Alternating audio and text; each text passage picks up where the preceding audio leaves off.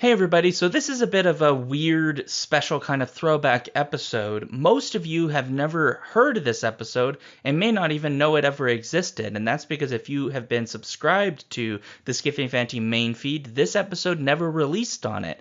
This episode is from when we used to call the At the Movie show Shoot the Wisp, and it was from before Shoot the Wisp was actually on the Skiffy and Fanty show, and for some strange reason, we never released this episode on the main feed or any Skiffy and Fanty feed, which is just bizarre. And so I've decided that I would do a re-release of this as a bit of a throwback for this week as a kind of treat. So this episode's old. It's from 2012. This is, I think, before any of us understood most anything about podcasting, but it is a little bit of fun, and we hope that you enjoy it. So thank you very much for sticking with us. As always, you can support us on Patreon, patreon.com/SkiffyandFanty. You can find us on Twitter @SkiffyandFanty. We're doing the Audience Assemble initiative, so if you want to kind of interact with us more, please get on the Twitters, Facebook, etc. to kind of, talk with us. So on that note, I will turn it over to the intro music and to this wonderful, old school, ancient, from the time before the Empire episode. I said it before and I'll say it again. Life moves pretty fast. You don't stop and look around once in a while, you could miss it. Never fear change. Life is too short for fear. Chase what is desired. I can do this all day. Would you mind identifying what you are? We're the best friends squad. That's what we call ourselves. Sort of like a team. Welcome to the rodeo. Ladies and gentlemen, please sit back, relax, and enjoy the ride. This is the way. I have spoken. Hello, Hello, I'm Sean, I'm Paul. and this is our discussion of Prometheus. It's completely out of the blue because I wanted to do it, and Paul was my victim. Ow, I lost my words for a second. I hung up on the word victim. Yes, I gladly decided to be on Sean's WISB podcast here since I was going to see Prometheus as well today with a friend of mine. And so now we're here to spoil the movie and tell you what we liked, what we didn't like, and what's the WTFs. Yep. And I'm going to call this feature Shoot the Wisp. Shoot the Wisp. Yeah, it's very catchy. No? Nobody beats the Wisp? Mr. Whisper. Anyway. So let's start. Well, you just to make sure, very clear, we're going to ruin the entire movie. So if you intend to see it, don't listen past this point. Right. So why don't we tell the folks what Prometheus is? Well, it's been billed as an Alien prequel, and it essentially is that. And it's an explanation somewhat of where the space jockey comes from, but it is also basically humans find, like cave paintings and things that seem to suggest that aliens actually were messing with us way back in the day. And so we go looking for them, and it turns out that it's not it was not an invitation for us to see the makers, but more along the lines of, for some reason, the aliens hate us and want to kill us all. Which is really sad. It is really sad. It's the beginning of the movie and the ending of the movie don't coincide anymore. There's this invitation that's very early in the movie. We're not really spoiling that, to go visit this star system. And, well, the Weyland Corporation decides to build a $1 trillion spaceship to do just that. To visit a distant star system and, well... and find aliens in the hope. And, of course, the reasons why the Weyland Corporation do that, as in all the Alien movies, is never noble. It's always an ulterior motive. No, they're self-interested capitalists obsessed with alien technology and alien origins. Yeah, and that's really probably what you would need to know to figure out what the big twist towards the 75% mark, that there's a huge twist in which you realize a certain person is not dead. Yeah, but I saw that twist coming. I kind of did too. I saw that twist coming a mile away. I've seen reviews which say that this hits very familiar territory, and even that twist felt familiar. Like, yeah, that feels about right. Yeah, and it should be noted that it's like the head of the Wayland Corporation, played by Guy Pearce, and a heck of a lot of prosthetics to make him look like an old man. And I think I figured it out the moment when you saw David, played by Michael Fassbender, the android, with the little helmet, and he's like talking to himself, and I was like, oh yeah, he's talking to the old guy. Yep. And I was like, oh, he's not dead. He's not dead, and they don't have ansibles in this universe, so he's on the ship. Yep. So anyway, so that's kind of like the subplot stuff. Of course, the old man, he is dying, and so he is hoping that the aliens who he thinks have immense power can heal him. But of course, the big thing is they discover the aliens, and then they realize like the aliens have created some kind of super infection, and it's not good news for Earth, because some of the characters get infected, and other characters, of course, get not just infected, but like basically literally impregnated. That was fun. The impregnate, I should say fun as in made me squirm in my chair, because that was creepy. So let's start with what did we really like about the movie? So why don't you go, Paul? What were the few things that you really liked about the movie? First, and no surprise, the visuals. Yeah. Prometheus looks great. I mean, from the spaceship itself to the technology, the planets, the weather when they're flying into the ship. We saw it in the trailer, but you get a long extended shot of them going into the atmosphere. The dust storm, the H.R. Geiger inspired visuals. Prometheus is just gorgeous. Yeah. Flat and foremost, it is maybe not the only reason to see a movie, but it's a reason to see this movie in the movie theater, as opposed to waiting for the DVDs to see this in all its glory. Absolutely. Okay. Other things I liked. My favorite, although I have quibbles with some of his motivations, my favorite characters were Michael Fassbender's android David and Meredith Victor's as plays by Charlize Theron. I think in general, it's a really good cast. You got Noomi Rapace, you got Idris Elba, you got Guy Pearce, although I don't know why they put him in so much prosthetic makeup. You have a really strong cast that when the script is actually paying attention to them and not going off the rails, actually allows them to actually breathe. And I appreciate having good actors in my movies and not faceless mooks. Yeah, I agree. And there wasn't as much comedy in this as you would expect from some of the later Alien incarnations. But there were some pretty amusing scenes between like Idris Elba and Charlize Theron when he propositions her for sex. And she accepts. And I was like, that's awesome. Like, oh man, talk about a smooth move, guy. he gets a Google +1 for successfully defrosting the Ice Queen. It's true. Absolutely. Yeah, he did there were some good scenes in the terms and kind of the levity, and I think you're right that when they get script and they actually you get to see the characters in action, as opposed to kind of being kind of ham-fisted into the plot. They do tend to really shine in those moments, and I did really appreciate that too. So I think you've more or less said my favorites. I really liked, the set design, which was of course inspired by H.R. Geiger.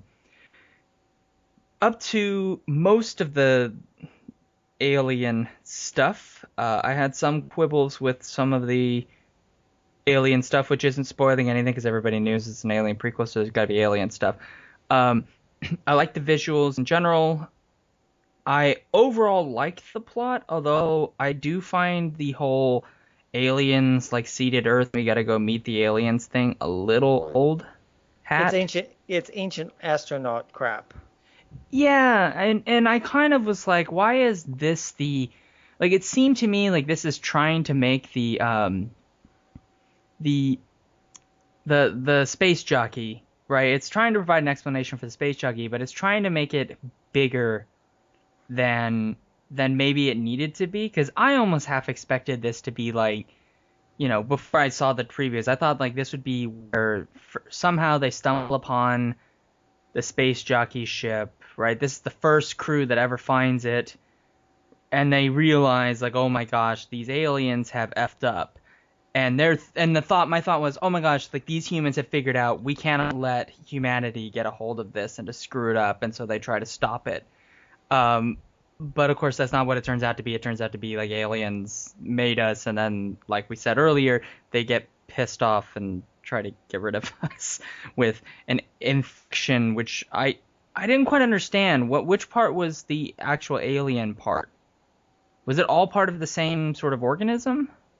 What I interpret the aliens as is basically the engineers out of control biotechnology Lovecraftian super weapons. All that goo and all that stuff is basically meant to manufacture and transform organic material and humans into aliens and alien creatures. So Okay. so the engineers made the aliens. So that's the way I interpret the movie.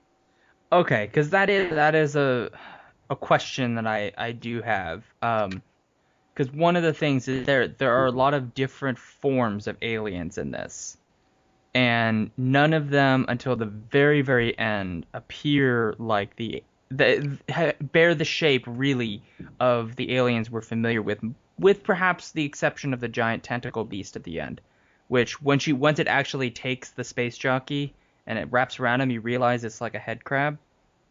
Yeah, it's a giant one. Yeah.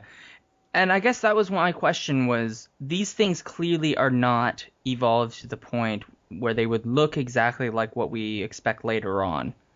So my question is there more story that we're not being told that leads it to that point?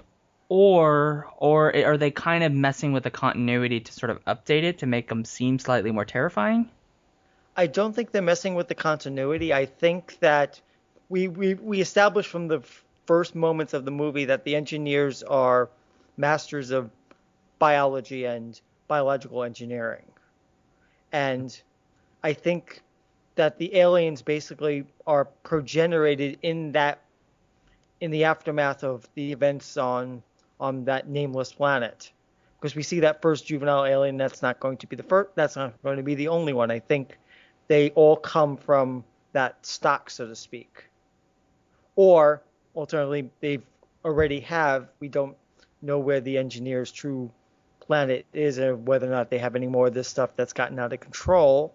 That was my question too, because remember at the very, very end, the character Shaw, right? She leaves with David in one of the other alien ships, but she doesn't go home to Earth. She goes in search of the alien homeworld.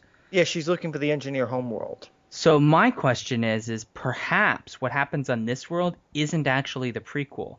Maybe that the colonists never actually discover this world. What they end up discovering is the alien homeworld. And that ship that they take is perhaps there's another story there, that maybe that's the ship that they discover with the alien pods in it. Oh, so you're talking, the Nostromo discovers the ship that Numi Rapace and David are on? Yeah, that's the ship they discover. But then why wouldn't they have found them? Why did they only find... well, that's the story, right? That's true. Because that's another question I had too, is remember that in the Alien movies, right, the space jockey from which all of this is deriving from, he's found sitting in that chair that's supposed to pilot the ship. But in this movie, he's dead in the escape shippy thing, right? The life poddy escape ship. Right. So he's dead in there. He's been torn basically chest to groin open by this giant alien. So how does that space jockey get in the chair with only the hole in his chest, which is from a more regular alien we're familiar with? That's my question. I don't think it's the same engineer. That's the space jockey that they find in the original Alien is a different alive engineer that they come across. Oh, so well then how does he get there? How did they find him on the ship? He just another random engineer who had the bioweapons go out of control on his ship and On another planet. another planet or what? Yeah, another planet. Okay. I mean, it's clear if you and one of the great sequences in the movie is that big star map. It's clear the engineers have been all over the bloody place. So yeah, that's not just their one planet they've visited and stuck stuff on. Clearly. Oh, okay. So maybe this is even my theory is not even necessarily relevant. Maybe it's just this is telling us who the space jockeys are, but this has nothing to do directly with the alien universe. That maybe all of these evolutions and the creatures, they're one stage that we see different stages of on different planets where the space jockeys have been messing with this technology and clearly things have not gone right for them. Yeah, that's a plausible way to look at it, Sean. And that brings up another question, because the planet where they discover the space jockey in the later movies, that planet is completely and utterly uninhabitable. It's been partially in the original, it's not terraformed. It looks like everything's gone to shit on the planet, or it's always gone to shit. Whereas in this world, they've partially terraformed it. Yeah, they've only partially terraformed it. So is that something the engineers do? They engineer planets? It's not quite clear, but maybe they, in addition to biological seeding, they mess around with planetary compositions. We don't know. It's possible. And so maybe really what this is Ridley Scott's way of saying, make sure this movie makes lots of money so I can make more stories. That I definitely think he's after the Benjamins. That's definitely true. And I don't know. I haven't looked at the box office mojo yet. I should probably do that right now. But I wonder. Live on the podcast. Yeah, I'm doing it right now. Oh. See how much it's made box office. As of the 8th, it's made $21,400,000. In here, 46 million foreign, so 67 million-ish, 67.5 million. So 21 on the 8th, so that's Friday. So yeah, so if that holds a 60 million opening weekend, 20, 40, 60. If that holds up, that's not bad. It's not bad, and I suspect its budget is in the 200 million mark. Oh yeah, there's money thrown at this movie, so to speak. I mean, the set design alone would have cost a lot, but then the CG, I mean, it's really top-notch CG. It's gorgeous CG. So, it's really interesting because it does. It's one of those films that I had a problem with it not providing me the answers I was looking for. But now that I'm talking to you about it, it makes me realize, like, no, it's giving me some answers, but it's telling me that this is much bigger than even the Alien universe perhaps originally thought it was. I think he is trying to expand the playground with this movie. My problem is that we do have a lot of unanswered character motivations and character problems in the movie that really drag this movie down for me. Okay, and let's talk about those things we don't like. Let's get that out of the way. Yeah. David's character arc. I like David as a character for some parts. I can accept he's obsessed with Dr. Shaw. I can accept he's the servant. He's caught between being a servant of the two Waylands. But why does he take the alien liquid and drug the male doctor's drink? Why? That's a really good question, because it makes me wonder, like, because there's got to be maybe scenes that got deleted that maybe give us a better sense of who he is. Because they spend half of the movie treating him kind of like filth, right? You know, you're not human, you're only like partial human, yada yada, blah blah blah. You know, the kind of stuff we're used to. But go ahead. Although there is the bit where, in the opening hello from Guy Pearce's data ghost, that he thinks of David more as a son than anything else he had, than anyone at all, which is kind of softening the blow. But yeah, you're right. David does get, for the first half of the movie, does get treated like furniture. Right. I mean, none of maybe with the exception of the old man Wayland. Everyone else really just kind of they're not even really curious about him, which is the weird thing, because unless they're really common on Earth, which I really doubt, he seems like he's an early model or earlier-ish model. They treat him sort of not as a curiosity, but as someone that's like, it's almost like this masculine, I need to assert my humanity, and so we have to knock down the android and make him realize that he's fake. And it's just kind of really dirty. But you're right about his character. There is an arc there, and he of course fulfills all things we expect of the androids in the early Alien worlds. You know, he does quote unquote betray people, although it's not quite betrayal. He's following his agenda that's set for him. But there are gaps in his narrative that needed to be fulfilled, and perhaps it has to do with that there is such a large cast of secondary characters here that maybe we could have cut out some of the subplots. I don't know. Maybe it's an important turning point when he gives the doctor that tainted drink, and we're not given a clear reason why he would do such a thing. Bring contaminant on board and use that contaminant to deliberately cause harm to him. The only thing I could think of as a rationale was the dialogue they have in that scene, which is really cool dialogue, is when him and the male doctor are talking about what did they expect from, or maybe basically what the male doctor expects he's going to hear from the space jockeys, the aliens, the engineers. And the guy says something along the lines like, he was expecting there to be some grand narrative about why they were created, and David asks him something along the lines of, well, are you shocked that it's not, the message you thought? Like, what would be the reason for them to create you? What's the reason you created me? And he's like, well, because we can. And that maybe for me is the kind of hint that maybe David is making a choice all his own because he can. And perhaps it's because he is an undeveloped, quote-unquote, human being that he makes this rather rash, curious decision. That's my best explanation for it. But you're right, we need explanation. We need something more. I don't know. It really bothered me. Going on, the two, unfortunately, aside from a couple main characters, the secondary characters sometimes get lost. The geologist and the other one. Their whole plot arc makes no sense to me whatsoever.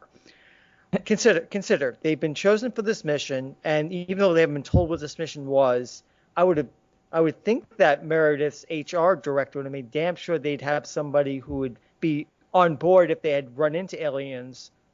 So they get to this pyramid, and they get freaked out by what Dr. Shaw and company are doing, so they decide to leave. Then we don't see them again till they're apparently lost in the pyramid. During like some sort of sandstorm thing, yeah. Right. So why didn't they go back to the ship? I mean, given all the mapping technology we saw, those nice neat little probes. Yeah. That was a neat part. Yeah. How could they have gotten lost? They couldn't have. Makes no sense for them gotten lost. It was a stupid idiot plot to keep them in the pyramid so they could then have their encounter. Have their encounter with the undead alien snake thing.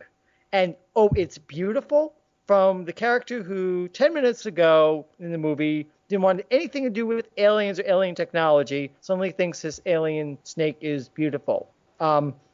Character inconsistency. Hello. Yeah, and by the way, this is the thing that really bugged me about it, is their immediate reaction was perhaps the smartest reaction anybody has in this, which is, oh, dead alien thing, I'm out, I'm leaving. Yeah, and they'll follow up on it. Then they hang around and then get so to speak. It doesn't make any sense. They're like expendable from the start. Right, and that's very, very sloppy That's very, very sloppy screenwriting, and I give major marks against Mr. Scott for that. Well, he didn't write it. Damon Lindelof and John Spates wrote it. Okay, I give them major nits for very sloppy. I mean, I can think of half a dozen ways to fix those scenes, but they didn't bother. They just arranged things so that they get killed, and they didn't seem to care how you got from A to B. Yeah, I mean, couldn't they have done something along the lines? I mean, there are all of these really obviously not man-made, but not natural tunnels and all these kinds of things. So couldn't they have said, okay, you're freaked out by the alien, you go down the tunnel and you go poke around at the cool geological features? Right. If they show that, then I could and get wrapped up looking at that. Okay, then I could buy that, but we don't see it. We're not even told, much less shown, and that's sloppy. That's sloppy screenwriting and filmmaking. It is really sloppy, and I didn't really get there was the big deal over the alien head and the exoskeleton thingy, and they take it out and they like plug a thing into its head to bring its head back to life, and then it explodes, and I was like, I just didn't quite, why was the point of this? I didn't really understand. I think it was foreshadowing of what the engineers look like, that the engineers look kind of like us, but otherwise... We already knew that from the very, very opening moment. Yes, but the characters didn't know. Well, then why did we need that intro scene? That intro scene was Ridley Scott professing his alien astronaut panspermia theory about life coming here from the aliens. But we didn't need that scene. That was already told to us by the characters. So really what we're saying is that very intro scene where we first see the engineer was literally pointless. It was pretty. It was pretty. It was a very nice, well scene. It was poetic. It was almost mythic, but yeah, it's unnecessary. Yeah. Well, this is and I guess the last thing I really wanted to talk about is what is with all the tentacles? There were a lot of tentacles in this. Like, he went on a Cthulhu bender with this movie. That's why I deliberately invoked Lovecraft earlier on in the podcast. He is very Lovecraftian. He's basically tying in the aliens to Lovecraftian horrors. And given some of the forms of the aliens we've seen over time, that's not a stretch. But yeah, he did apparently fall in love with his tentacles. It's not a huge stretch, but it was sort of, again, was that related to that issue of I was expecting the aliens and getting instead these like weird tentacle creatures and lots of tentacles everywhere and just being wrapped up in tentacles and hugging tentacles, and like it was almost like tentacle porn. Hentai, yes. Yes, it was like hentai. Thank you. I just didn't. I don't know. I liked some of it, but I thought what might have been better for this movie would have been not to have gone so alien. Because I thought like really what was really worked for me about the engineers was like they're really almost basically human. There are subtle things about them that make them slightly not. You know, they're very muscular, they're slightly larger, they're like a foot and a half, 2 feet taller than an average human, so they're bulkier, right? But they're essentially just a human being, which already is like, whoa, that's like a slight difference. And then even the aliens, like when they first infect somebody and they pop out, they get this very humanoid appearance, but they have these features which just slightly draw them away until they're so alien. And then this is like, well, tentacles... We've gone so far away from this kind of like slightly human, but because like for me, what is most terrifying about alien sort of horror movies isn't that is so alien that's, you know, like insects and monsters. It's that it starts to look too human, because that for me is the most terrifying. So you're a big fan of Invasion of the Body Snatchers. I would say that if they did a rework of that with modern technology and modern acting and all these kinds of things, I think that could be a very terrifying movie, particularly because they look exactly like humans. They just like bleed green blood or something. That's the kind of horror that floats your boat. That's fair. That's fair enough. I think this movie tried to do too many things, was too slapdash, and didn't really decide what it wanted. Yeah. And it's just a mess all over the place. It's gorgeously filmed. It looks great, but I mean, it's like a beautiful '57 Chevy that looks shining outside, but the engine is a mess. It's a go-kart engine. There you go. And it is kind of really sad when you think about the original Alien movie, you know, and you look at that and you watch that movie and you go, you know what, this movie is really almost perfect. It really does work as a film. There's certainly flaws with it, but as a horror first contact kind of film, it really, really works. You know, and even with Aliens, you know, there are aspects of it that sure, like, it kind of problematic, but it really works as a film. The later ones that kind of fall apart, and then you look at this one and it's like, what happened, Ridley Scott? You wrote Aliens, or Alien, the first Alien, excuse me. What happened? I mean, you had a very clear sort of story to tell here, and I just don't know where. I mean, it makes sense because, you know, I saw Robin Hood and that was a fat mess. Don't recommend seeing it. I don't know. It just I think we both agree that, like, I really love the movie, but I also, like, parts of it I just hated. I mean, I will probably buy it on DVD just for the gorgeous visuals, but the other stuff is going to make me cringe forevermore. Yeah. So why don't we try to give this a grade? What would we give this on a typical high school grading scale from, you know, F- to A+? What would you give it? It just manages to scrape a C- in my book. I mean, the visuals only and other stuff only go so far. So it passes, but I mean, it was better than our torture porn bit with Doom. But it passes with a C-, but yeah, I can't in good conscience give it higher than that. What about you? I'm leaning between a B- and a B, because I think overall I still really like the film, even though I admit that there are flaws, and I think that for me, like, to bring it into to C territory would make it means I would dislike too much of it. So I'll give it a B-. So that averages us to a like C-ish. C-ish, and that's fair. I think that's fair. I mean, it's not a great film. I still want it to do well because I kind of want more story and more answers. Yeah. But, oh well, that's sad. But anyways, okay, so I think we've mined it at this point, right? We've mined it at this point. I'm Paul Weimer. And I'm Sean. And thank you for joining us.